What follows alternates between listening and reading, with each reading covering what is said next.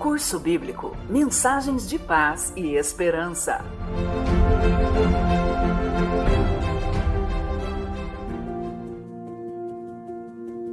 Lição 3. O plano da salvação. O sacrifício de Cristo pelos nossos pecados não foi uma reflexão tardia, nem algo que Deus tenha decidido fazer quando o pecado entrou no mundo pela desobediência de Adão.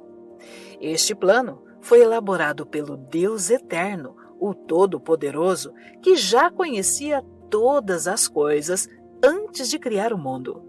Quão reconfortante deve ter sido para os crentes judeus saber que a vinda de Cristo e a sua obra de salvação foram planejadas por Deus antes da fundação do mundo. 1 Pedro, capítulo 1, versículos 19 e 20, diz o seguinte: Mas, pelo precioso sangue, como de cordeiro sem defeito e sem mácula, o sangue de Cristo, conhecido com efeito antes da fundação do mundo, porém manifestado no fim dos tempos, por amor de vós. Isto os assegurava que tanto a lei quanto a vinda de Cristo eram parte do plano eterno de Deus para a felicidade eterna do homem, e também revelaria o seu caráter de amor pela humanidade.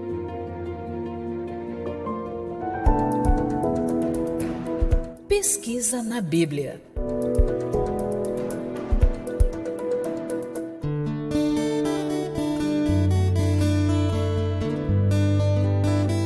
Pergunta número 1.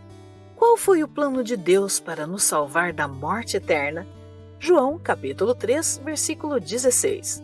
Porque Deus amou o mundo de tal maneira que deu seu Filho unigênito, para que todo o que nele crê não pereça, mas tenha vida eterna. Pergunta número 2.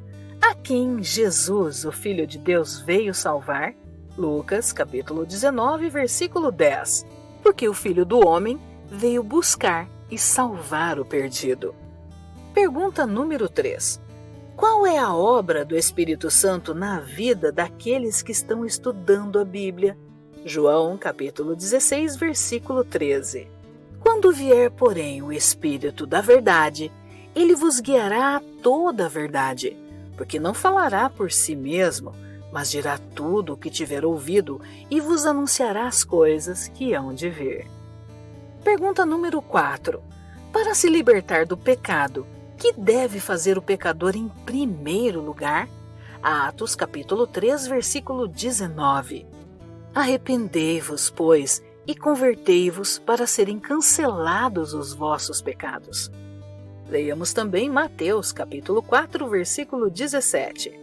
Daí por diante, Jesus passou a pregar e a dizer: Arrependei-vos, porque está próximo o reino dos céus. Pergunta número 5. Quem leva os pecadores ao arrependimento? Romanos capítulo 2, versículo 4.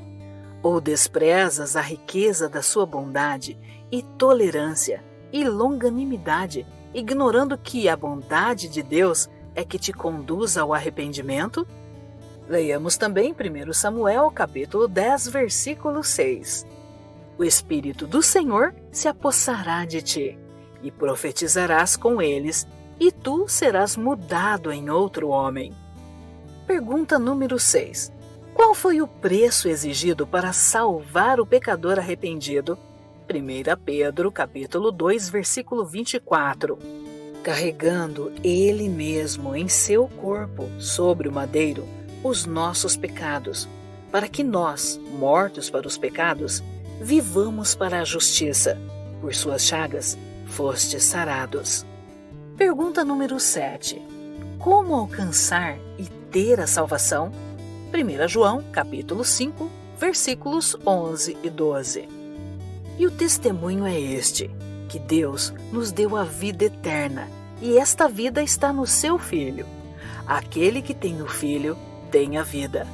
Aquele que não tem o Filho de Deus não tem a vida.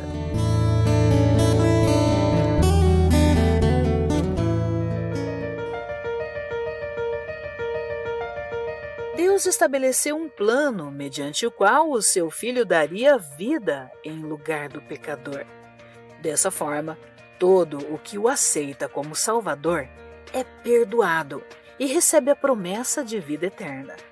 Cristo morreu pelos nossos pecados, mas todo aquele que não aceita a Cristo e seu sacrifício perfeito, será em vão tudo o que ele fez para essa pessoa. Hebreus capítulo 10, versículo 26 diz assim: Porque se vivermos deliberadamente em pecados, depois de termos recebido o pleno conhecimento da verdade, já não resta sacrifício pelos pecados. Hoje, Jesus está batendo a porta do seu coração.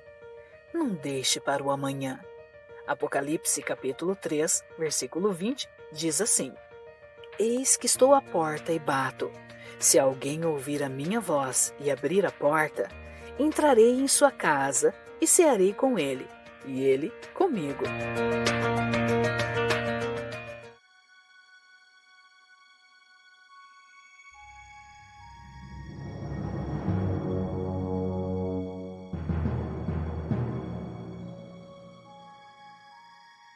Minha decisão.